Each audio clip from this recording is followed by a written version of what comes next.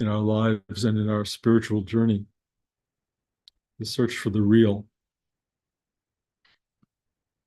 the the accommodation of the most limited version of real, the familiar.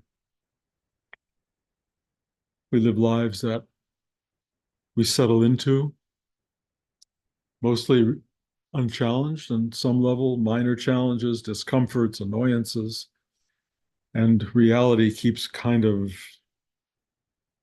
moving around us in a gentle way.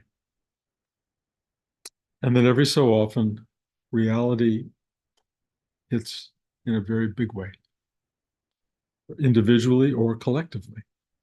And the individual reality changes happen. You've all experienced moments of them. The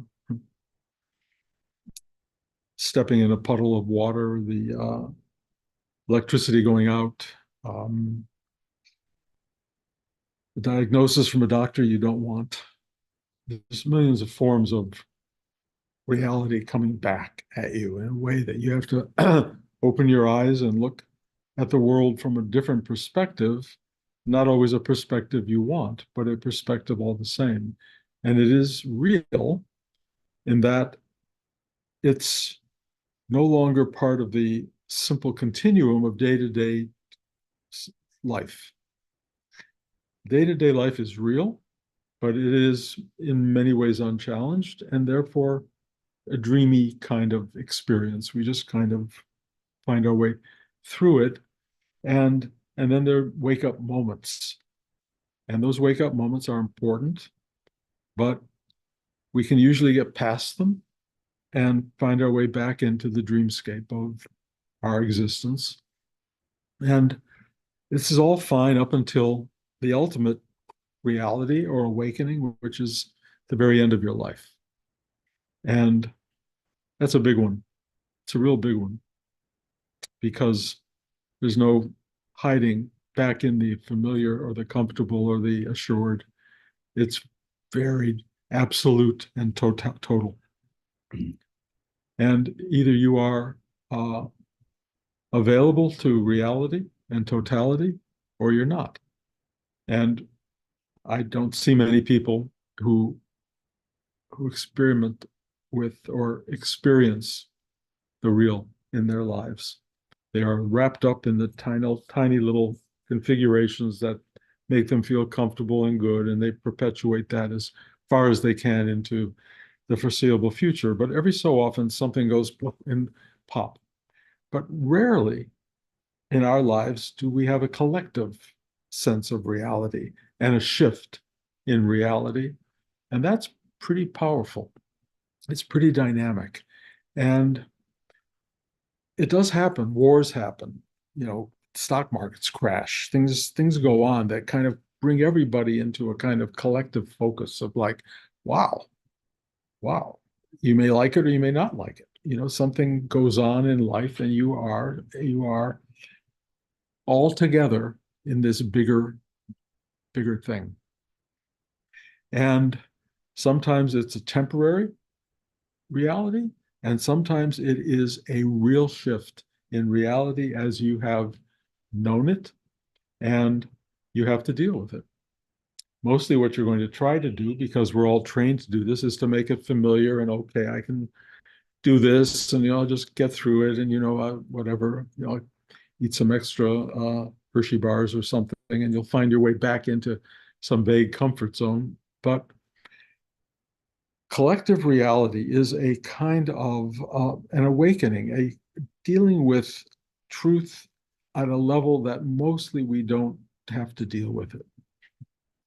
So one of the realities that hit as you get older, and it's really fascinating, and it is personal for me and for some of the people in this room and listening, is the reality of aging.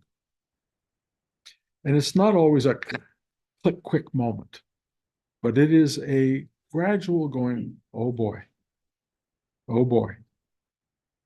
things are not what they were. Things are not going in the direction they went. They are heading in a different direction to a, in fact, larger reality that we all kind of know about and kind of fixate on various ways, or try not to fixate on, which is the ultimate transitional space of going from this three-dimensional contextual reality to non-dimensional or multi-dimensional non-contextual reality, if that's in fact what occurs. But I will tell you, there is a kind of preparation for that.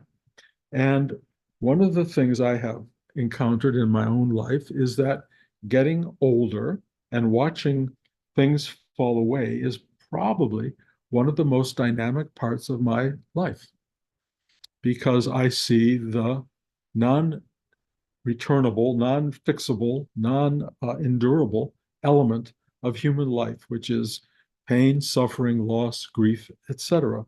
The more I talk about that, the fewer people I think want to talk or want to listen to these conversations or these talks that we have here. But I have no other choice personally but to share the journey that I'm on. And I can only tell you that the most fascinating part of this journey is the story of your life as you age stops to be meaningful. It doesn't resonate in the same way. You have had a life with a career, probably.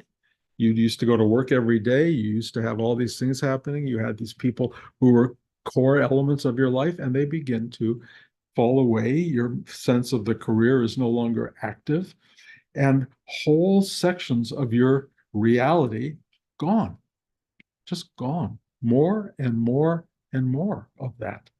And if you have a capacity to let go, that will serve you, because you will be able to go and say yes to the what is, to the reality that presents.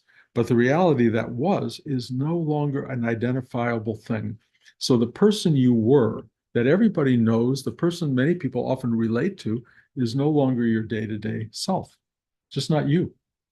So you are the self that finds itself in a state that is not contextualized by past, by who you were and what you became and all the great things you did or didn't do and all the terrible things you did or didn't do. You know, all of that stuff just goes whoop. And there you are with what? Well, for many people, there's no what. It's just a kind of confusion of some fundamental source.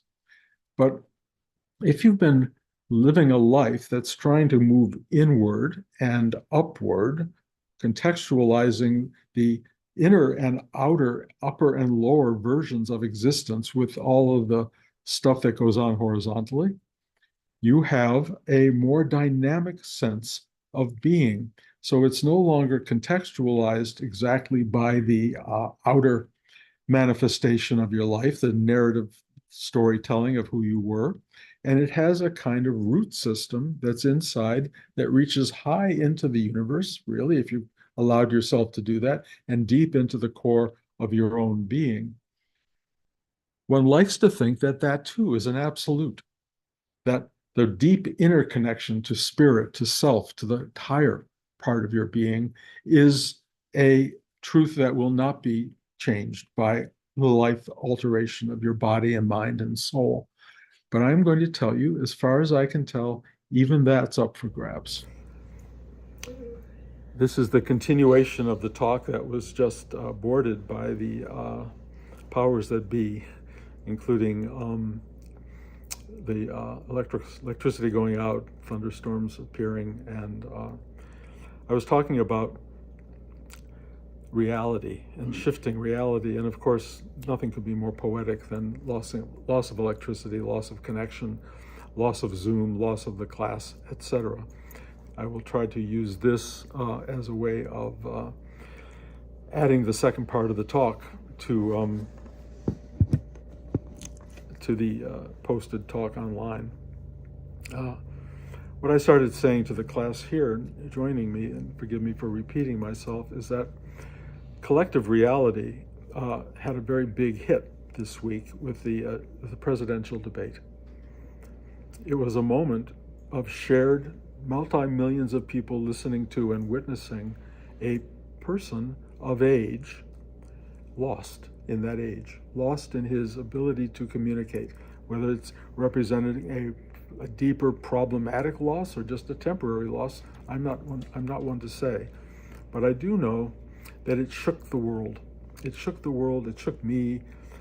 And I think it's caused a disruption of sorts in the sense of the reality that we are all now looking at, and big things may come out of that singular moment. And the important part, the first thing I felt as the talk was going on is how much I was sharing my disturbance with other people, even though I wasn't with them. I could tell there are many people going, "Oh no, oh my God, oh, what's happening?" I could feel it everywhere. Almost worldwide. And there's a collective quality to that is really important, because we're in this together. We're all totally in this journey together. Whoops, phone is going down. Guys, you can see the wind outside the window. It's a total, this is so magical. It's really a kind of exquisite moment. Shared reality and collectivity is really essential, and it points in one direction, which is to the singularity of who we are. That we are all equally sharing. We are all equally sharing this ride. We are one thing. We are one being in multiple forms, in multiple aspects. And the best we can do in moments of reality hitting is reach out to each other emotionally, connectively, physically, in every way we can, and just hold hands and go on this ride together. We're all on this enormous ride together.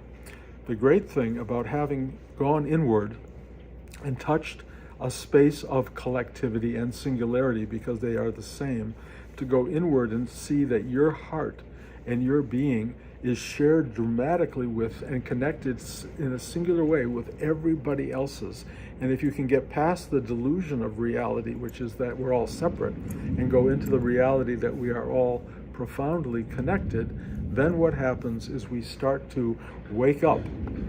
So collective fear, collective drama, collective awareness starts to unite us in ways that are really important. So even when something really dramatic occurs that is going in a direction we may not like, we are people who commune, who connect to each other, who make each other possible in the world.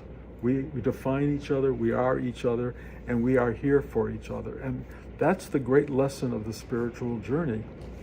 Not to go off and be angry with and attack everybody around you and wish the world was just other and different. It's what it is, guys. It's what it is. And, in the best version of all of this, there's an astrological projection that we're at the end of the Piscean age and going into the age of Aquarius. But there's a death and a rebirth that has to happen. And the astrologers are telling us, embrace the change, the dynamics of change that are about to happen. I don't know what's going to happen in the next week or month or 2 months or several months that we are all in right now in this country, which impacts everyone in the world. But we are in it together. We either hold hands or we don't. And we either share this journey or we hide in our little closets and fear the worst. All I'm saying is, as I go deeper into myself, there is a sense of hand-holding that happens within, and there's a sense of hand-holding that can happen without. And when the world is going through its drama, again, I'm going to show you what's happening outside. It's amazing. I don't know if you can see it all here, but it's this is like an incredible storm, and it's all part of the poetry of this one thing we're sharing, which is we're in the storm together. Try to keep dry. Try to help each other keep dry. Try to help each other get whatever they need in their lives to get through their day-to-day life. And thank God that you have a practice and an inner life that allows you to go inside and care about others beside yourself. That is the true journey that we're all on. And I can talk forever, but nobody wants to hear any more of this. So thank you for listening. And we'll continue this, I hope, in the next week, if we're still standing. And if we're not, it's a good farewell. Trust yourself, trust your community, trust those you love. Be grateful for the connection you have with yourself, the deeper self, and with your collective self, because that's the great gift for all of us. Thank you. Bye.